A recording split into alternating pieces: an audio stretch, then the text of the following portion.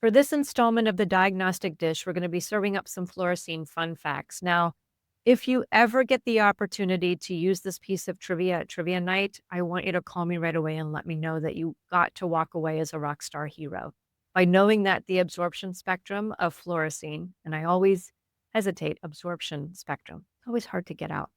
It peaks at 490 nanometers, i.e., blue light.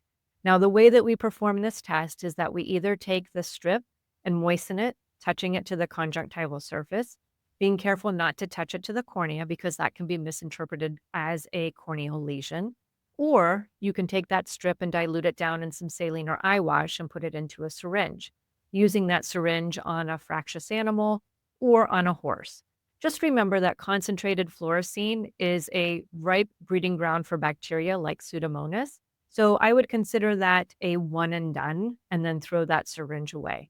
You don't want to leave it in the exam room using it for other patients or letting it go to the next day. So again, one and done on that. Fluorescein obviously is used to detect a corneal ulcer, knowing that intact corneal epithelium will not take up stain, neither will Descemet's membrane, so two structures of the cornea that do not take up stain. And then it can also be used for other circumstances. We can use it to evaluate our tear film quality, and we'll talk about that as time goes on as well. And we can use it to evaluate for a patent nasolacrimal duct.